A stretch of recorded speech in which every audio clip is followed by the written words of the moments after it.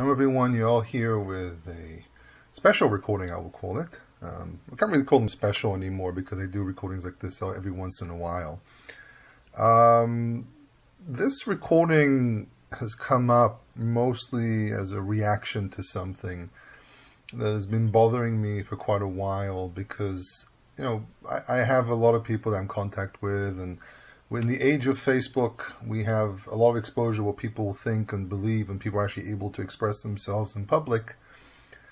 And something that's really started bothering me lately is an issue of straying away from the simple meaning of things. That's I think what I'm going to call it. Keeping it simple. And what I've noticed is that a lot of people that I'm in contact with have started the past couple years, I would say, to really dive into material that is, I think, to me at least, is a little disturbing. And material specifically I'm talking about is Midrashim and Kabbalah. Now, about Kabbalah, I've spoken about Kabbalah before, and I will recite something here again about this later on, but at the moment I want to focus for a moment about the subject of Midrashim. I have respect to a lot of people, even if I disagree with them, and this is where I come from with what I'm about to say, because I am not in the business of bashing or saying bad things about anyone. So you have to kind of understand what my point is. I have studied a lot of the facets of Judaism, including Kabbalah. I actually spent 18 months studying with someone that, unfortunately, I can't tell you his name because he asked me not to say his name. And I know it's a bit of a whitewashing, but it is a fact. This individual specifically asked me not to name him.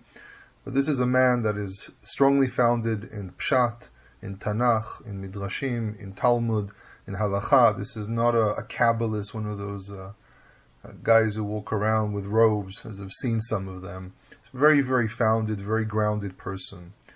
And we studied the Ramchal. We studied the system of the Ramchal with touching on some of the writings of the Ari, which were dug out by Ma'archu, by Rabbi Chaim Vital.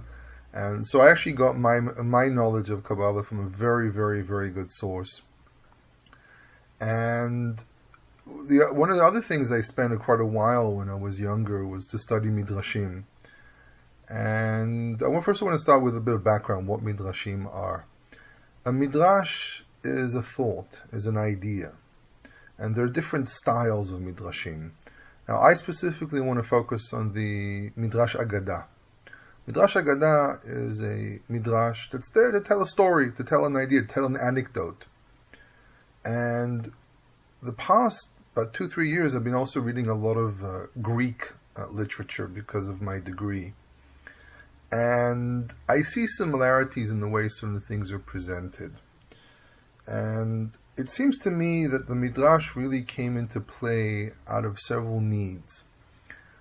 One of them was also a competition with Greek philosophy and Greek thought. This is why some of it is designed a little bit like some of the Greek writings.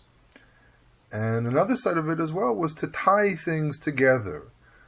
If you take, for example, the Lamdenu Rabbeinu, also known as the Tanchuma, the speaker there, if you read through the Tanchuma, you'll notice that what the speaker does in many cases is he ties a practice of Torah to a verse and then also tells a story. And you can see the midrashic style there, that you can imagine a rabbi sitting in a synagogue or in a study hall, and he has in front of him his congregation, and the congregation listens to the Torah reading, and many of the midrashim originate from the land of Israel. So the Torah reading was usually very short. It's not as long as it is today. And they hear the reading, and then the rabbi has to, give a talk about it, which is, if you compare it to what's done today in synagogues, it's very, very similar. You're supposed to give an anecdote. You're supposed to give something that ties things together, give an idea, and sometimes maybe even comment on the political situation at the time, especially if you're talking about occupied Israel during the Roman period, where there was always tension with the Romans. And sometimes the Midrashim go into discussions about the redemption of Israel, and really taking verses and using them to connect things together. You find a word, or the rabbi kind of finds an intricate way to tie things together. But at the end of the day, the tying to the verse is really more of a mechanism to create memorization. The idea is that many people back then could actually read. Unlike what some people claim, Jews are actually described as philosophers and intelligent people by even some of the most hating Greco-Roman writers. And it meant that many Jews could read. Not necessarily write, because people didn't really spend that much time writing like today. Today, everyone, not everyone, but a lot of people can read and write in their respected languages. And back then, people would go to school at a young age to study the Torah, so study the Tanakh. So many people knew things orally.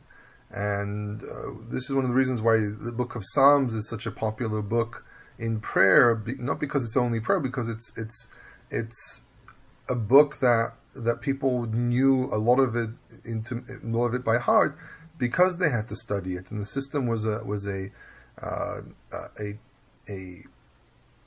just reciting over and over again. I actually forget the word. There's a word for it, and so it was very common that Psalms would be the easiest things for people to recite, and this is why they were able to recite these in public. But then when they actually went to the liturgy, the Jewish liturgy, the latter liturgy, there was the Chazan, the man who was the leader of community in prayer, and he would recite a lot of things out loud, because many people did not know the words to these prayers, especially on the high holidays where the prayers are unique.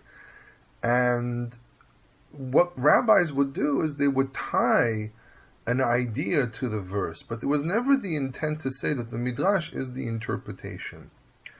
Later on, because people didn't really know the background of things, Midrashim started becoming an integral part of how people interpret verses. And a lot of people create these little anecdotes that they tie things to one another. And in many cases, I've met people who don't really realize the difference between a midrash and a pshat. And it really, I remember there was one time a man spoke with me, an ultra-Orthodox man spoke with me, and he says to me, "Oh, Rashi is pshat."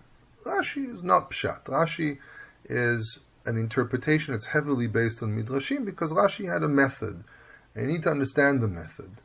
And with all the beauty that can come out of these types of teachings, which I really am not necessarily against, I'm just saying you have to be very careful with them, it comes out that people miss the point. And I've seen so many YouTube channels and teachings and so on that really focus heavily on midrashim, and the pshat is lost. The real context is lost. And as a person whose field is in antiquity, I know one thing is a fact. I know that the fact remains that the intent of writing something in the ancient world was to keep it in the pshat. Midrash is more of a Greek way of thinking. The development of midrashim came into existence because of the contact with the Greeks. And it's very interesting how it developed. There's this point in history where Judaism or Torah keeping takes a turn, and suddenly midrashim start showing up. Even to a point where, and I'm not saying this is the case, but even to a point where it became kind of violent. Like, for example, what we see in the Psharim, which were written by one of the Jewish sects who were opposed to Hasmoneans, the Pesher Nachum, for example, hints to an evil priest, and people, the Dolshei Chalakot, which probably are the Pharisees, and really created a tear in the Jewish world between different groups, especially because people were taking verses and kind of interpreting them for whatever need they have at the time. And that's really what I'm against. I'm against the loss of focus on really what's more important. I mean, because literally my Facebook page is bombarded by people sharing loads and loads of talks about Midrashim and rabbinic interpretation. And remember, I'm an Orthodox Jew. I grew up Orthodox.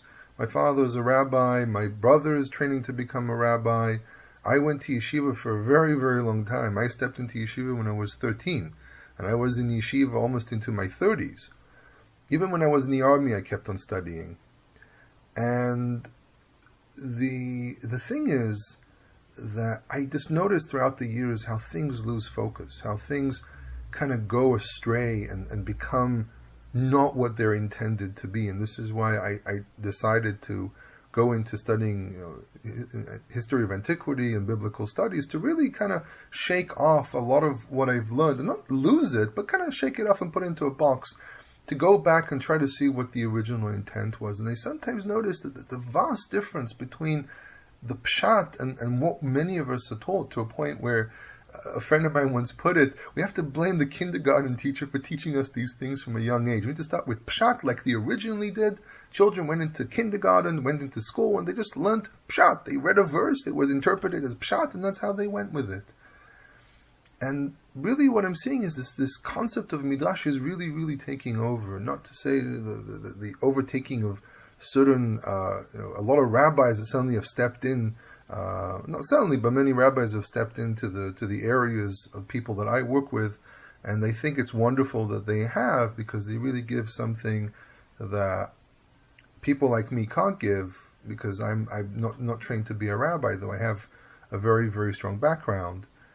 But the point is that people lose focus, and I've seen some teachings that really bothered me, because it takes people away, and people become obsessed with it. I even met people that I'm trying to explain something about a verse, and they literally don't care. They want to hear what the Midrash has. I actually had even in the middle of a crowd, someone's like, Yoel, what does the Talmud say about this? And I'm like, I'm talking about something completely different. So it's I'm not saying everyone's like this, but it's become very obsessive, the whole midrashic way of looking at things. And I just want to put it as a warning, because I'm even seeing people using these mechanisms to interpret a lot of things which have nothing to do with midrash. And there are people who teach subjects literally out of what they are. The things lose their original intent. I was watching this video the other day, and someone was trying to create this connection between one thing and the other by playing around with one word. And really, as a person who's read a lot of inscriptions, a lot of writings, and a lot of historical books, and I looked at this and I said, seriously, this is not what it is. You're creating a connection here that literally does not exist, because it is a completely and utterly different discussion. In that specific case, it was literally a different discussion. The symbolism of what was spoken about is very different. The connections are completely different. The point is completely different. And it really throws at people things that, for the sake of being truthful, I have to say this is wrong. This is not what's being said. This is not the point being made here. Now, regarding Kabbalah, very quickly, Kabbalah, a lot of people kind of made a claim towards me when I spoke about this. Said, "Oh, your problem is the fact with the whole issue of witchcraft." And it's not only that. I mean, Kabbalah has a side of it that has levels of sorcery of some sort, and you can see what's called practical Kabbalah, but it's not just that. It's not limited just to that. I've had quite a few people say this claim that the problem that people have mostly is the witchcraft. That's really the more blunt type of thing. But I always point out something very important. When Kabbalah really started surfacing, and especially in Spain, the objection wasn't to magic. The objection was to the theological impact such claims have. Claiming that there's some kind of a divine structure somewhere in the etherical plane, where there's these lights and these colors and embodiments of different things, and things that have to do with God are described in this male-female structure, and there's this, I don't have to claim it's sexuality, but there's sexuality there. Basically, it reduces Jewish theology into something very, very pagan. There is this opinion that many of the early Israelites believed God had a physical form, but he has no spouse, he has no brother, he has no sister, he has no children. His children are the children of Israel. He is in control of everything. You cannot manipulate the universe. Only if God lets you do it, which means usually people who can do that are people who have a power of prophecy, that they are chosen by God. There are a lot of theological questions here regarding this concept of Kabbalah. Now, we know that in Babylon, and the Talmud mentions this, for example, in the tractate of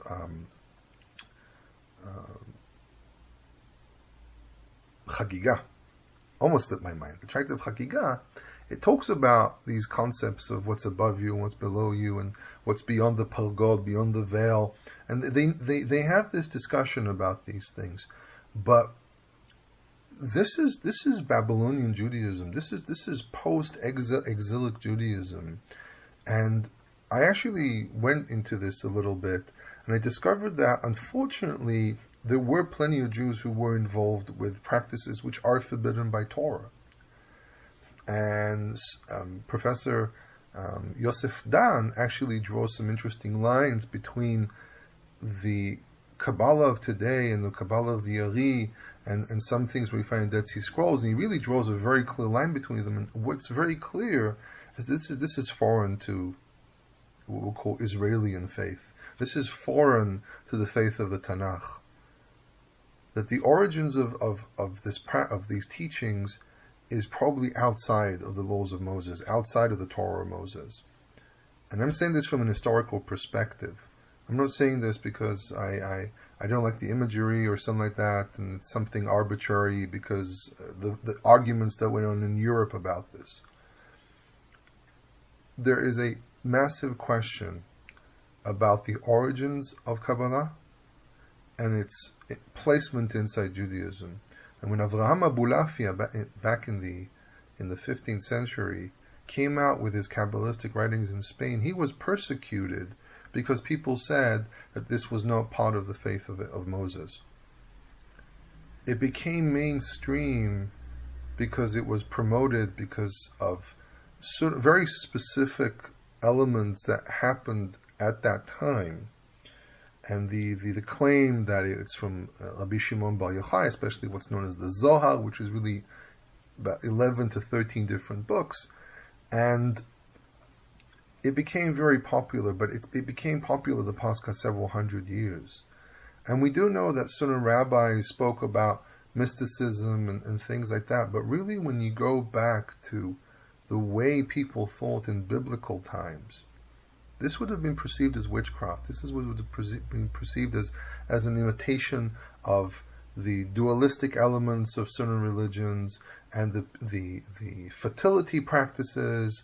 And I've read this material guided. I was actually studying with someone who guided me through this material, and it was very obvious at one point, and this is why I stopped studying with him, and I said, I'm sorry, I don't want to study this anymore, because I started seeing the similarities, the theological similarities between pagan religions and Kabbalah.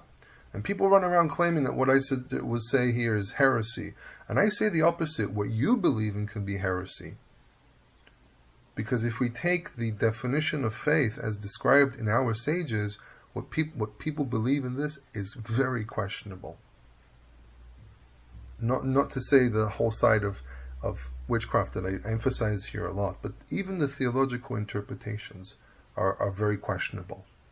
And there are things with that as a Bible scholar, as an historian, and as a man of faith, and a person who has studied some of the very early writings of Judaism, some writings that most people don't get to because they skip this period, you can see in the period of the Gaonites the argument. You can see in the period of the Gaonites the struggle they had with one another over what they actually believe in. And this is why many Jews focus just on keeping the law, because they understand the theological questions are something that in many cases we can't answer, and actually you have to tippy-toe around them as well.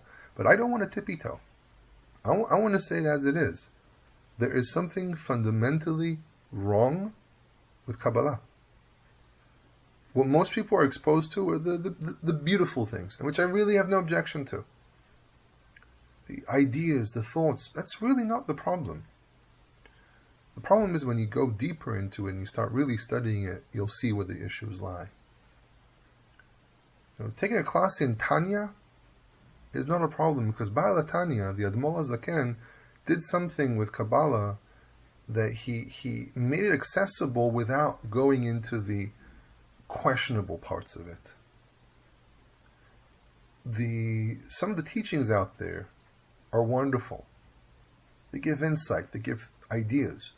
But when you talk about the real concepts of Kabbalah, the real issues, the intricate issues there, the tzimtzum and the orot and the shvirat kelim and all the different sfirot and so on, that's where questions really come into play. The Maaseh Bereshit and the Maaseh Merkava are places where there are questions. And when you take these things and put it in front of what people believe in biblical times and what the Tanakh tells us about things, you will see the questions.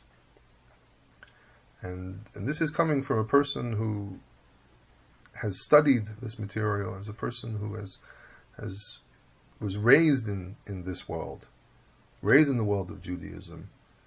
And there's a lot to learn from anything. But here, there are questions. So in any case, this is just some thoughts about this subject.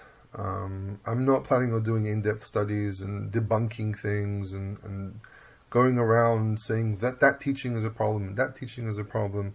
But what's important is to not lose focus on the pshat, not to lose focus on the foundations of things.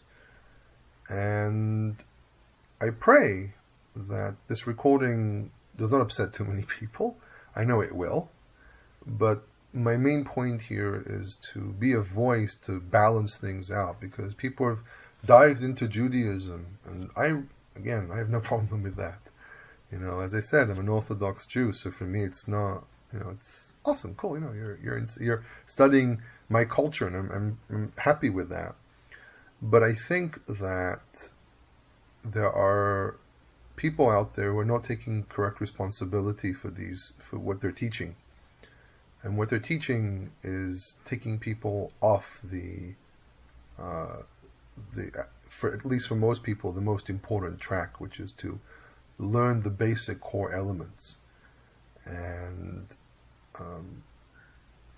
I hope that this does come out as a proper voice to balance certain things out there for the general public. And I hope that this will develop into a healthy discussion between us different teachers to really find the optimal way to get people involved in this material without it going out of complete and utter lack of balance. So with those words, I want to wish everyone a wonderful day. And if you're hearing this before Shabbat, a Shabbat Shalom. And hoping for a productive future.